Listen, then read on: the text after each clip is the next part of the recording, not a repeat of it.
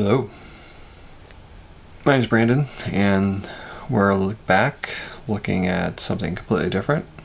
I know if you pay attention to what I do, you'll notice that I'm kind of all over the place, which is how my brain works, and that's why things I keep is more of continuous projects that I'm always developing, more than like a hardcore product that I put out.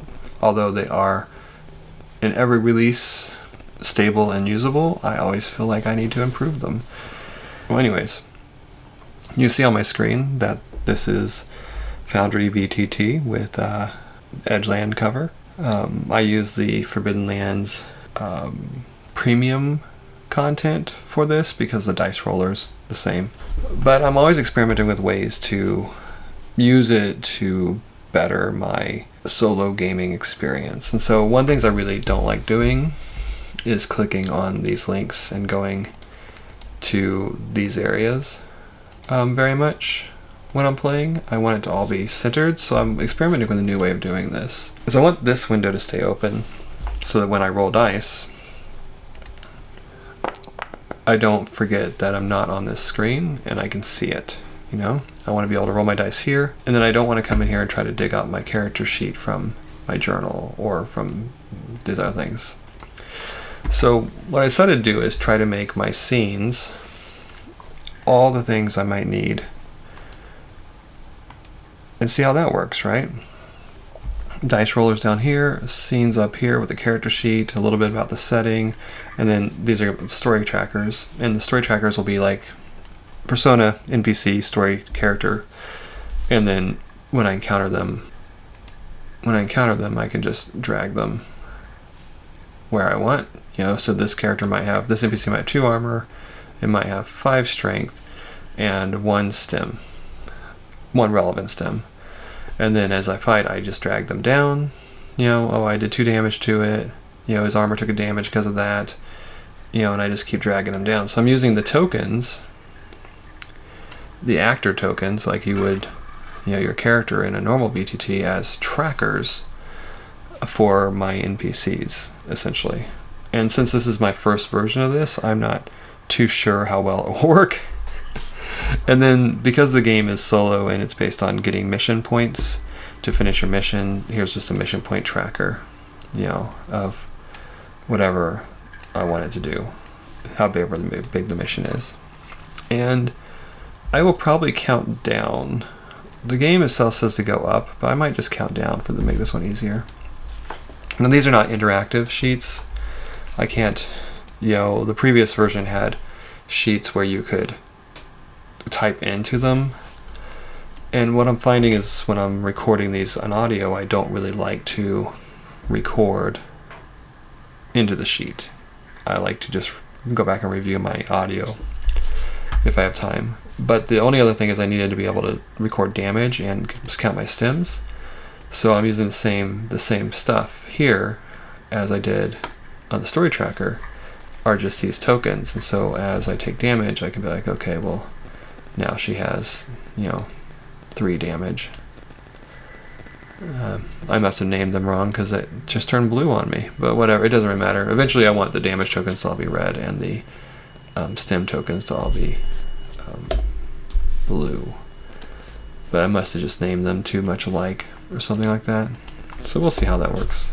Yeah, that's it. There is something I haven't figured out either. I do want to eventually put a link to the rules over on the page. Right now, that will show up if I do this.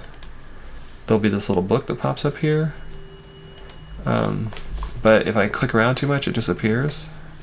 And then I can just double click it. And I never have to go to this menu on the right. I just have to have my dice show up there. And it's really smooth and I kind of like it. The EDGELAND document that I have here is version 1.1. So you see there's some blank pages because I know I'm going to expand content. It's 1.1 there. Because I've changed some rules. So through listening to people who played it and owned it, the player-facing single roll that is in the original seems to throw people off or not have enough game for them, which is great. I love that type of feedback. And for Edgeland, I kind of agree with it. Now, for Breaker, which has the same type of setup, I like it better to have the single roll. You fail, you suffer. You succeed, you get, But for Edgeland, for combats, I think it does need a little bit more grittiness to it, a little bit more back and forth. However, I don't want Edgeland characters I don't want you when you're playing to get out of the mindset of your character. So I don't want you to roll for your character and then roll for the bad guy to hit you.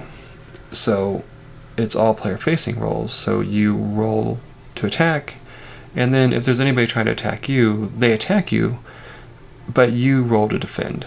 So it's a defense roll or attack roll. And that's the big change from what I'm working on from the last version, is how there are 4 actions. There's exploring, which moves the story forward. And if you're playing with a GM, you don't ever explore. The GM prompts you to make dealing actions to figure out if there is something that they've planned already for you to be in front of you. There's dealing actions, which sounds kind of weird, but I kind of like it because you're dealing with it. You're dealing with something, and that is your standard kind of action. Like you're picking the lock, you're running away, that type of thing. So, and then. And the names of these might change because dealing, like running away in a chase, technically you could be doing damage to the lead of somebody, and that would be an attacking action. And so I'm still kind of pushing through some of the terminologies that will take it a little bit where I want it and still feel thematically where I want it. Anyways, and then attacking actions are actions that do damage, and defending actions are actions that prevent you from taking damage. And then combats are a little bit more simple. You attack once per round, and a round consists of everybody's turn. So your turn plus every foe in the vicinity's turn. And so you can only attack once for every round, but you can defend as many times as you want. Every time you defend past the first, you lose 1 die, so there is it's kind of degrading scale. So if people are swarming you, you are going to get in trouble. However, and to counter that, I took away the bonus for multiple people, because I was finding that slamming bullets into people's armor and then turning around and getting shot was super dangerous in this game. So that's what I'm working on with Edgeland right now. It's coming along easy. I have this older character, Mint, who I like better than the one I rolled up when I first started posting these online. Mint is a interesting character because she lives in this world called Manx City, and it's a our world analogy, but it's after this big eruption and the change happens, and it set the world into chaos and war. And somewhere in there, the Isle of Man, between Ireland and England, became this kind of refugee area. And don't ask me how that happened, because I don't know. I randomly rolled it, and it was cool to have this floating this island. And so the world is Manx City, or the City of Man, or the Isle. And it is a mega city where the changed can go and not be murdered instantly, where the rest of the world is still kind of violent and chaos. And so this huge mega city that's on this island, so it's crammed in there, is filled with the changed, which are people who have become odd or have powers or look different, that type of thing. However, they have no rights to life. Well, they have limited rights to life, but essentially the government at any time, or the corporate rulers, the real government, at any time can come up with pretty much any reason, as long as they can find a reason, to exterminate you. And because it was originally a refugee area, you have no liberty at all. You have to have passes to travel and have your papers on you at all times, and your papers, your digital papers. And if you try to go through a zone without them, you're cut off. You just don't. You're not allowed. But at the same time, freedom of speech is barely curtailed. It's restricted, meaning it's like it is in America today, where violence and other threats are not necessarily good, and they will kind of come down on you for that, but you can say whatever you want. They don't care. And then the firearms are hard to get, and you have to have a permit to get them, and so it makes being a edgelander harder, because violence is one of the ways that you fight back. So anyways, there's no lineages, there's no set species, because babies can be born changed, or they can develop changes in their life. There's no genetic pattern to passing down the traits. The world also there are fantasy monsters, but they're rare. There has magic, and magic is old and it's rare. Although Mint herself does not have any magic, she is changed. She has these kind of deep set black rimmed eyes, and she has this ability to consume blood from people or other changed, and they actually make her soldier method come closer into focus. So at that point she can spend her edge points to shoot better, or to march better, or to fight better. Her perception just becomes spot on, and that lasts for 24 hours. But when she does, her eyes actually turn red. So, yeah. But her parents raised her to be nonviolent, and they did not train her to be a soldier, because they didn't want her to give in to this instinct to eat people. So she comes off as kind of silly, a little bit moody. She grew up in abandoned towns and in hiding, and so after her parents died, she fled to Manx City to try to get a leg up. And that's her backstory. She does want to be a soldier, though. She's kind of eager to try it, but she's really not skilled in any specific thing. But that's why she has a soldier chip. Is because she wants to. She's trying to learn how to be a soldier, and she also has a net plug. So this Wits internet plug and hacker all fit together. So I'm just gonna run a test real quick before I get off here tonight. So I open this book, go here. So let's just say that Mint is trying to sneak through a sewer. She's looking for a friend of hers that's been stolen by a gang, right? Maybe for some payback. Maybe their friend owed money, and so they've come to collect, and they took her. So the first thing she will do is she'll explore forward. You do an explore roll by using any of your methods and any of your attributes that fit together. And so if you look at Mint's character sheet, she's obviously going to sneak because she has a 2 sneak, and she has a 4 agility, which makes her have 6 dice. She doesn't have an agility chip. She does have a sound muffler though, which gives her +2 bonus dice. So that's good. Now, in Edgeland, you roll gear and attribute dice as the same color dice, because that gives you the option to push exhaustion to your gear instead of to you, which will help you being in the game longer. She has a 4 attribute, 2 skill, and I'll just go ahead and put my 2 gear there, and we'll roll it. That die is sideways. Not a very good roll there, character. Alright, I got 1, 1. So what that means in the game As I succeed, I move forward, but there is a complication I have to get past first, but it's aware of me, so I don't have surprise on it. If I would have rolled no ones, I could have chose what I wanted, and there wouldn't be surprise.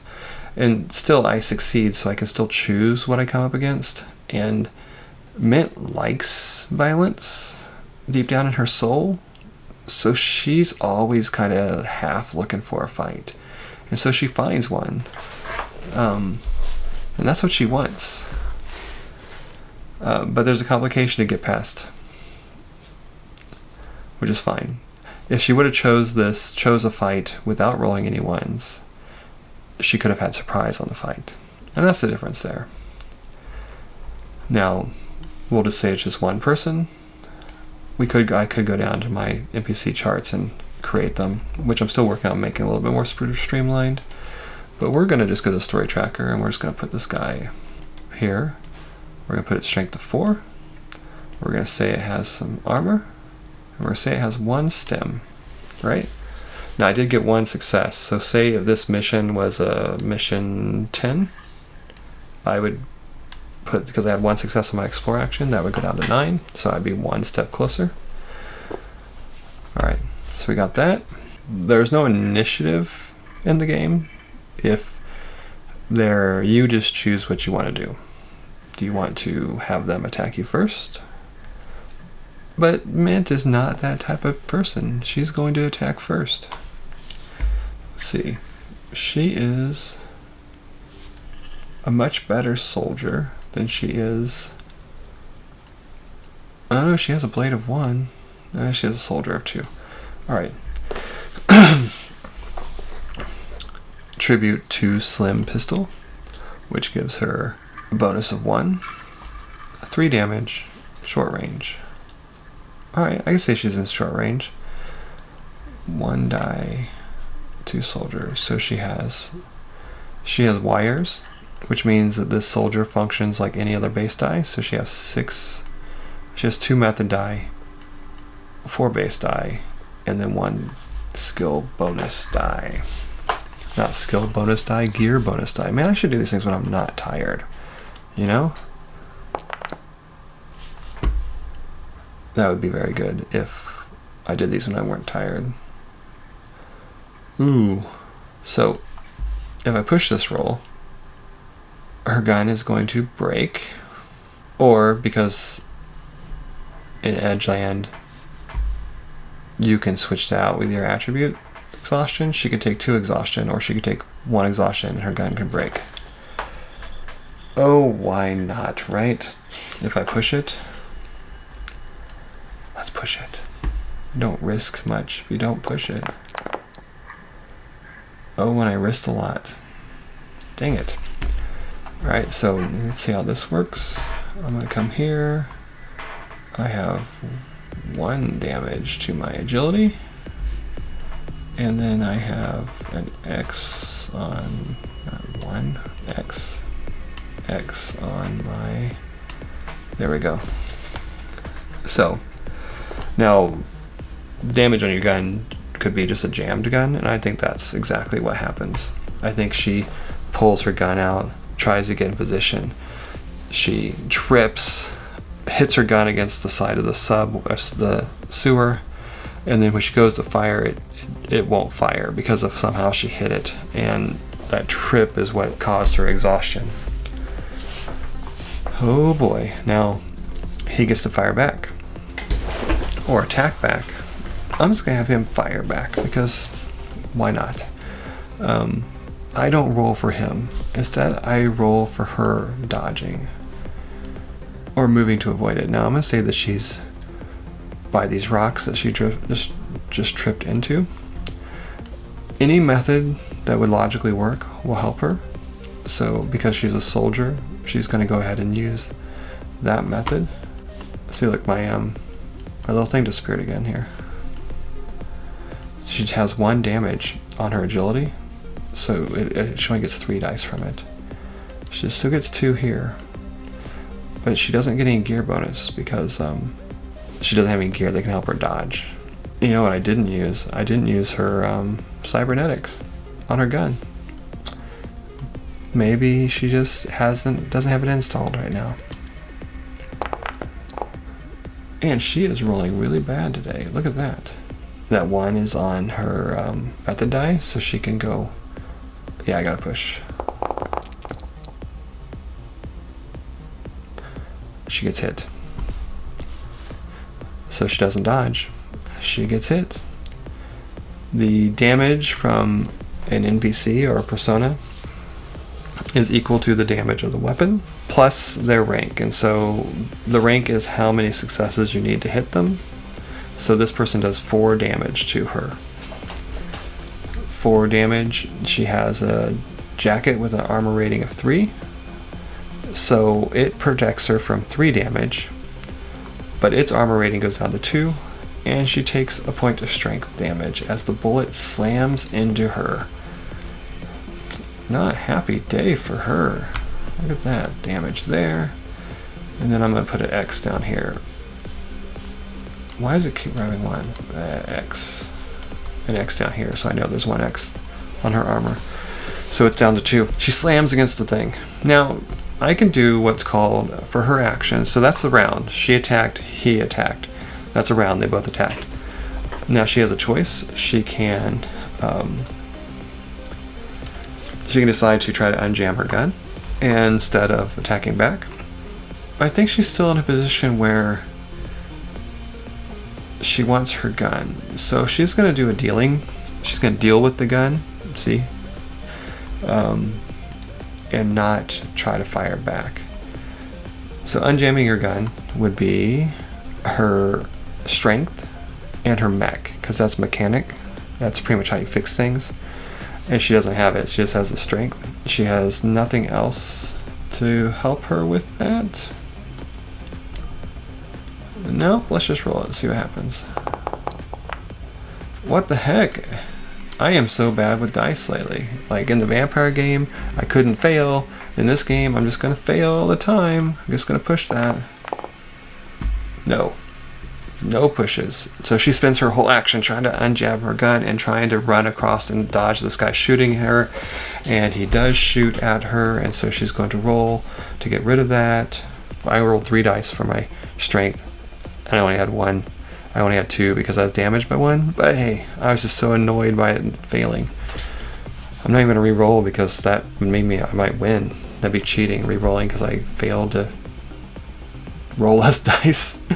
Anyways, 4 minus 1 is 3. I have the 2 soldier. So let's move on to that to try to make sure she's not getting hit. Oh, look, she got a 6. Whew, she did not get hit this turn. So, back around to her again. I think she's going to just... I think she has to keep on trying to unjam it, right? Because if I run forward, I only have two of these dice. If I unjam it, I can remember I have this. I'm going to try to unjam it, but this time I have 2 dice. Alright, so only 2 dice. Come on, give me a 6. No! I'm gonna push it. She's struggling really hard. She's like frantically trying to get it. Oh, and she doesn't. She actually hurts herself doing it. She is not in a good place today.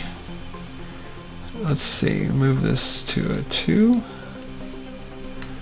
Not a 12. Alright, let's just delete that.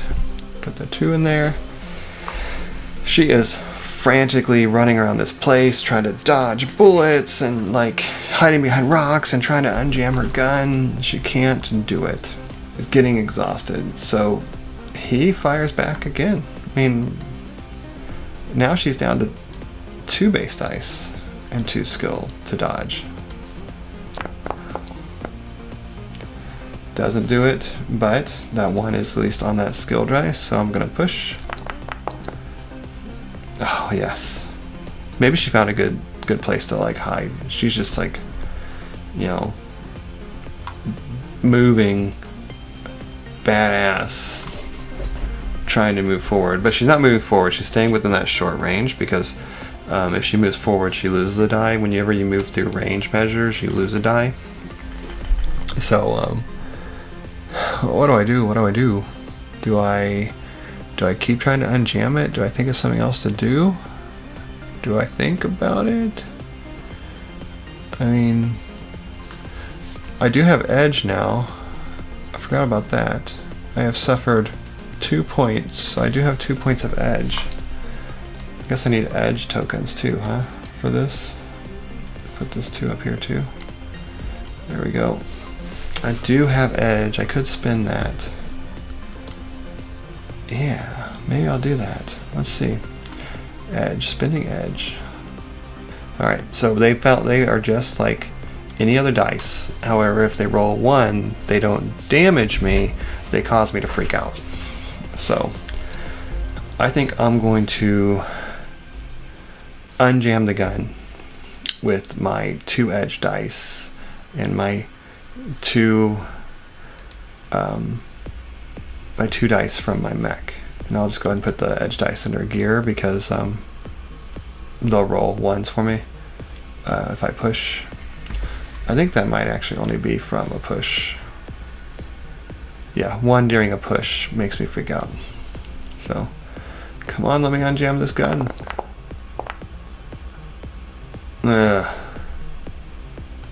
Bad luck for her. But bam!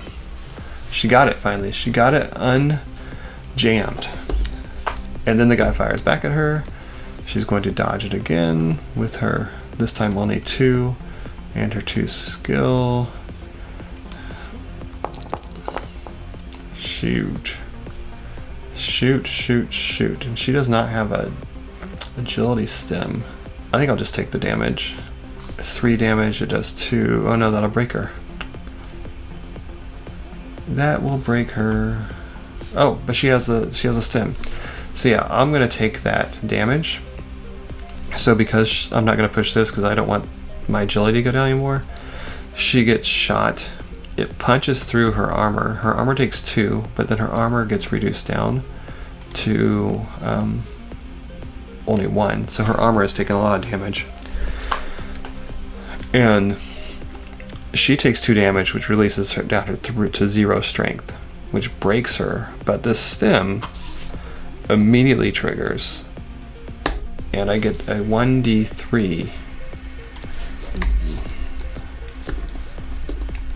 as a roll. I get 2 points back, so I'm still at 1 damage. As I went down, I get 2. Yeah. So for this setup, I'm gonna probably have to change this sheet. This is like damage here and this here. It's a little too much math. I know it's simple math, but it's a little too much. So she gets slammed with a bullet. It punches in, and it would have. What type of critical would it have done, though? That's a question. See, I hate going to here. I want my menu to be for my PDF here. I'm just curious what it would have done to her. That way I can describe it better.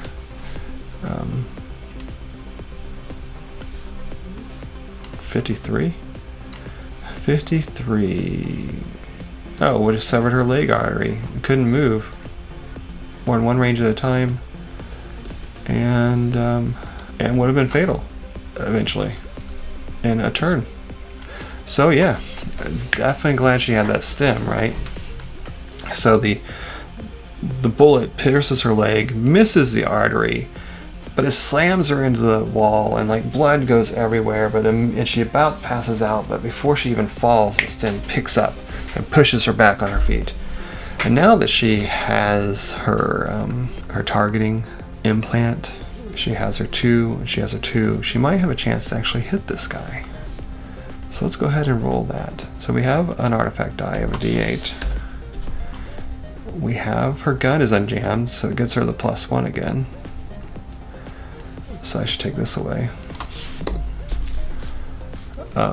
She has her skill too, but she's still hurting. But that's still a good chance to shoot this guy. I think I push it.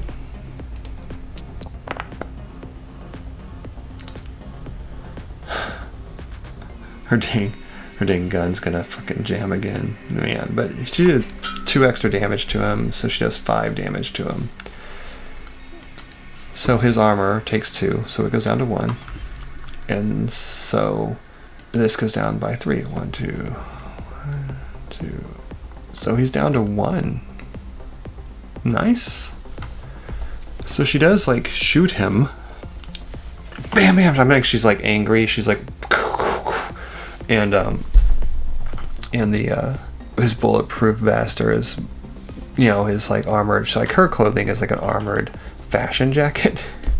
So, you know, he probably has something very stylish, not bulletproof vest, but like a layered type of. But the bullet still slams through into him.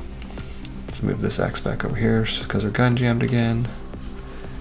And then, yep, it's a bad gun. Just need to keep not jamming. I could just have it destroyed and buy a new one, right? But anyways, we have the 2 soldier going to just roll it. Yep.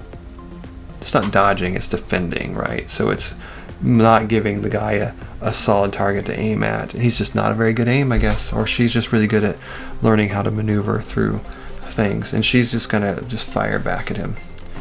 Fire back. She is not happy with her current situation at all. I think the moral of the story would be buy more stems, right? Just do it. Oh wait, she can't fire back because she doesn't have a gun. Doesn't have a gun. You know, she gotta throw the gun at him. That's what she's gonna do. She's just gonna throw it at him. I mean, throwing can be covered by blade, it can be covered by soldier, it can be covered by, yeah, probably either or, depending on how you're, you know, the game doesn't really care. It's however you visualize it. She's gonna throw it at him, and I'm doing that just so I can use my targeting implant. I am so wanting it to help me murder him. Ooh, I'm gonna push it. Wait, do I need to push it? No, I don't need to push it. That's 4 damage. Minus is 1, that's 3. I don't need to push it. So with that 4 damage, it ruins his armor. It takes 1, and then he takes 3. He has a stem, but I'm out of time for the night. So maybe it's an agility stem and not a strength stem. He goes down crying, and she walks over and kicks his gun away from him. And tries not to drink his blood. You know, I think she is gonna drink his blood. I think she needs that bonus right now. She needs that bonus to shooting people. So she's gonna take him out. But it doesn't mean kill him, it just means take the blood and smear it all over her mouth and then let it flow into her eyes. And maybe she'll spend a couple minutes resting to get back some of her attributes, get back some of her exhaustion, and then she's gonna go on and hunt for her friend. Because screw these gangs in the sewer. That was too hard. I'll talk to you later.